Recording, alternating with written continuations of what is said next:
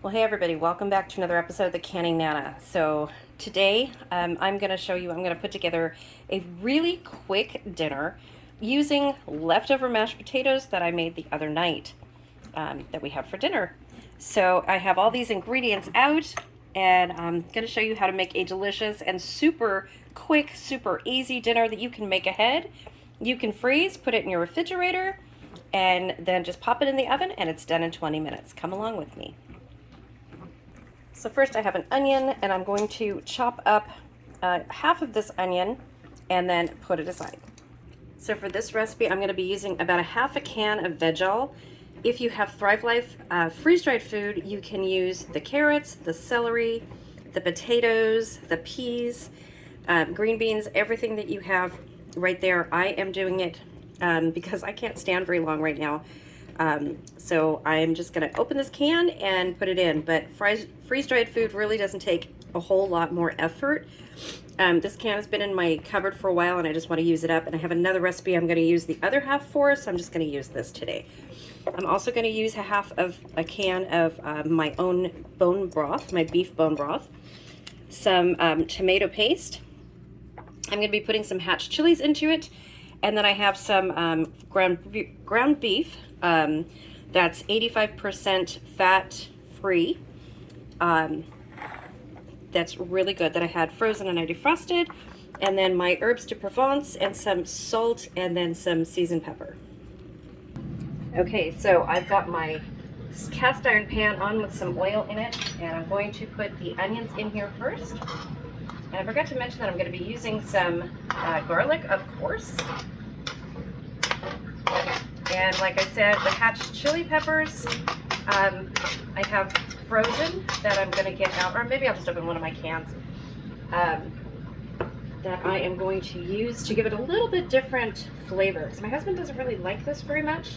I just want a really quick meal to pop in the oven tonight, later on. So, make it simple. I'm going to use my garlic. Okay, I'm just going to saute these until these are about translucent, and then I'll bring you back.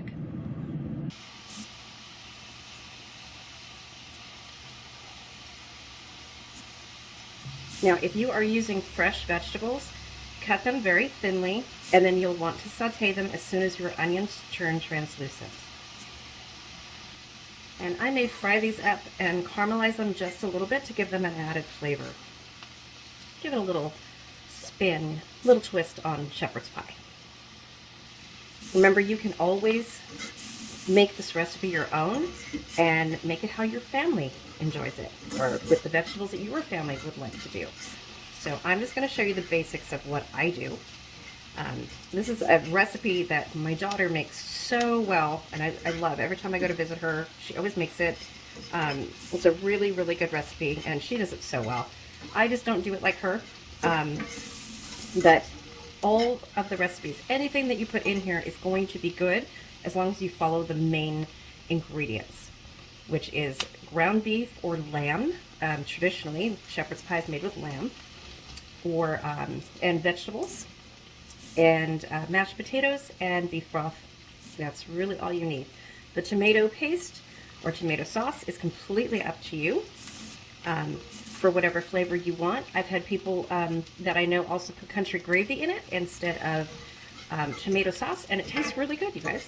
So make what's good for your family, but this is just the basic. Okay, here are our onions, and they are pretty done, so I'm going to add the ground beef right from the package. And it's a pound of ground beef that I'm adding, but again, make enough for whatever suits your family. And this is, like I said, 85% no fat, fat-free. So this is not going to give off a lot of liquid, but it's going to have a lot of flavor. So let me saute this down, and then I'll bring you back. Okay, I have my hatch chili peppers right here. I'm just going to add these in. These are my home canned peppers that I do every year. This is one of the twists on this recipe, because this certainly is not the traditional English shepherd's pie.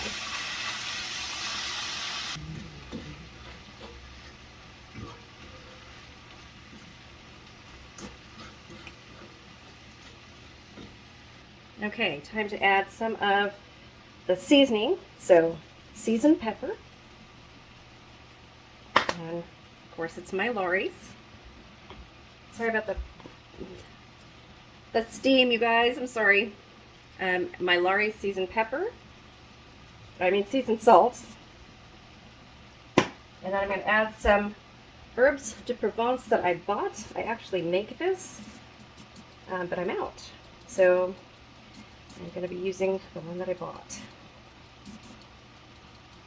You can use Italian seasoning on this. I'm just giving it a little bit of a twist. Stir it all up. And I did add a little teeny bit of beef broth in there just to help this to saute down a little bit. Once your meat is thoroughly cooked, you can taste it for seasoning. Let's see if I can get rid of that steam a little bit more. So you guys can see, so it'll focus. I'm so sorry. Maybe a bit of a better view this way. Okay, so that is ready. We are going to now add our vegetables and broth. Okay, so I have my can of veg oil, and I'm just going to add about half the can in there. I want this pretty full. And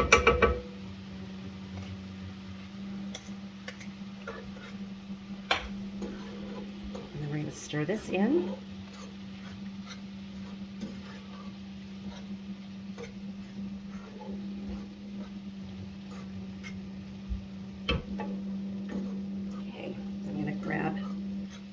The tomato sauce. Now, if you are using freeze-dried food, you want to add the freeze-dried food when you add your broth in, and then cook it from there.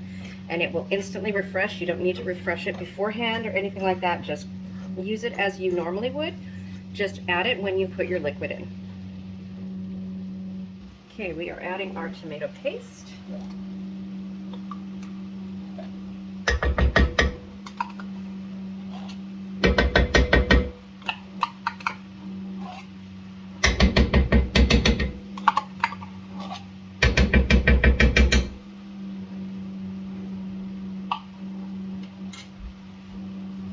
Okay, so to get the rest of the tomato paste out, I've poured some of my beef broth in here. I'm just going to pour it out like that, and then I'll be able to scrape the inside of the can a little bit better, get it all out. So that's pretty much all out. Get every little bit out, right? And then we're going to add a little bit more of the beef broth. And we're going to cook this down. And integrate the tomato sauce with our beef broth. That cooled the pan down pretty well. Bring it to a boil. Make sure that you incorporate all of your tomato paste in there. Make sure it all melts and makes a delicious sauce. And if you need more bone broth or beef stock, whatever you have, you can add more. For this recipe, I'll probably be adding about 2 cups, but that's totally up to you. I'm going to be making a 9x13 pan, since it's just my husband and I, and we'll have leftovers for this weekend, so that'll be perfect. Look at how delicious that looks, you guys.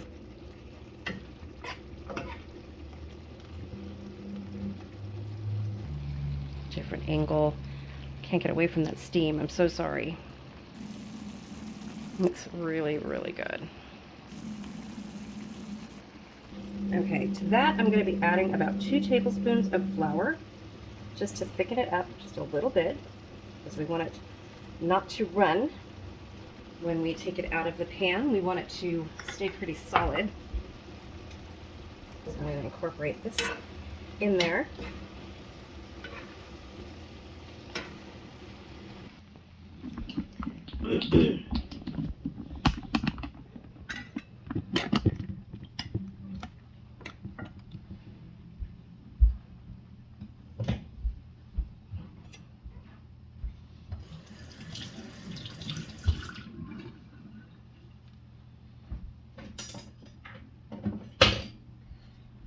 Okay,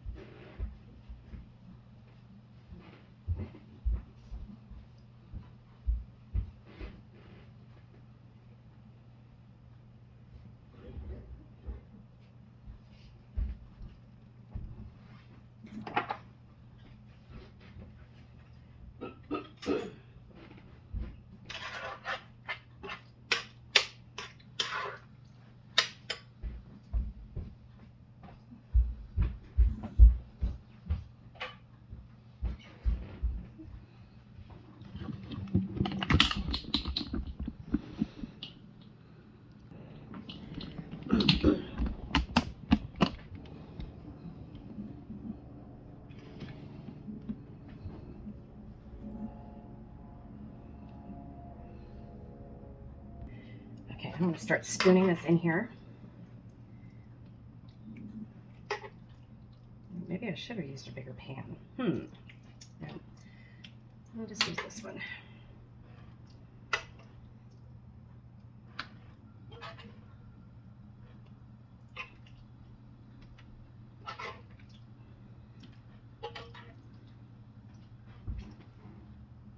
Okay, so we got it all in the pan. It all fit just perfectly, and there's plenty of room for the potatoes. So we're just going to smooth it out. And then I'm going to microwave my potatoes because they've gotten cold. They are leftover, but I've already heated them up once. I'm going to heat them up again. Just enough room. You want at least an inch on top of there. Just like that. Oh, and one more ingredient. Almost forgot. Okay, so I grated some fresh cheddar cheese. Sharp cheddar cheese is what I used. And we are just going to sprinkle that right on top, underneath the potatoes.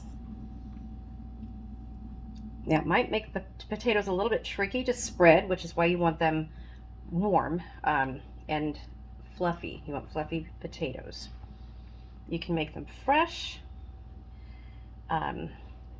This is a leftover, using your leftover meal. So that was the whole reason I was trying to think, what did I want to make with my mashed potatoes? Because I had so much left.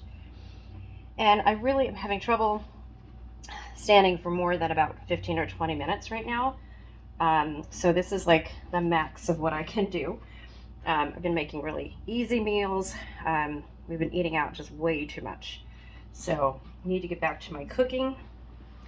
I'm going to start doing some meal prep ideas and freezing meals or refrigerating meals for the week. So I'm going to be cooking ahead of time as much as I can, because I just don't know when my back's going to get bad again, honestly. So I need to do what I can while I can. Let's get those mashed potatoes. Okay, our mashed potatoes are warm, so we are just going to do clumps of mashed potatoes right on top.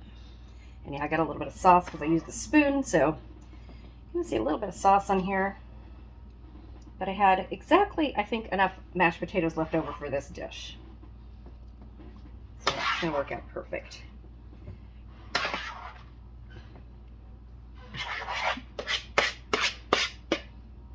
You just want to drop in clumps.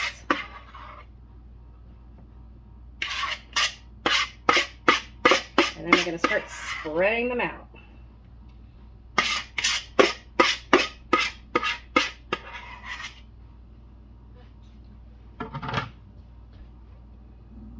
Okay, so we are going to start spreading them out into every corner, covering the whole entire top very, very gently. You want to make sure everything is covered. Hi, Noah. Hi, baby. What's Mama doing? Okay, so I'm going to finish doing this, and then I will bring you back. Okay, once all that is spread out, you just want to gently take your fork and go over it like this. Make little lines in it, and you can go the opposite way so that it all doesn't bunch up on one side. And when this comes out of the oven, you guys will see why I did this.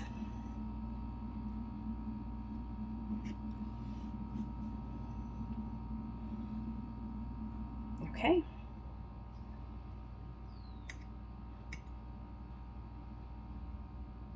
And there you go.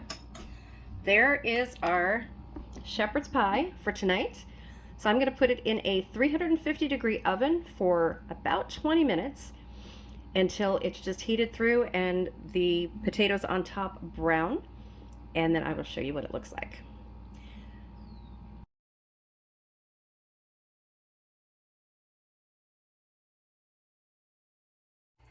Okay, you guys, here it is. It's out of the oven, still bubbling. You can see it bubbling. It looks amazing. Look at that. Now you can see why I did the little lines on it, because it just makes it look a little bit better, more appetizing. So we're going to cut into it, and then I will show you what that looks like. So before I cut into it, this baked for about 20 minutes, and I'm going to let it sit here for about 10 minutes to set a little bit, because we want to get, when we cut it, we don't want it to get all runny on the plate. So then I will start dishing it out. Okay, so here is the final product. This is what it looks like. Nice and cut. Good size piece. And then inside you can see it's not running at all. Look at that. Perfect. Thank you guys for watching, for coming along. And the word of the day is going to be shepherd's pie. So please comment the word of the day below. Please subscribe if you're not already subscribed. And like and share this video. Thank you guys for watching, and I will see you soon. Okay, we are going to test this really quickly. You guys see that?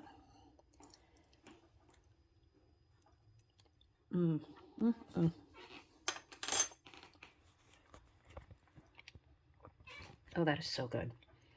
That is so good, you guys. Oh my gosh. Okay, I'm gonna go eat this, get it to my husband. Thank you guys for watching. See you soon.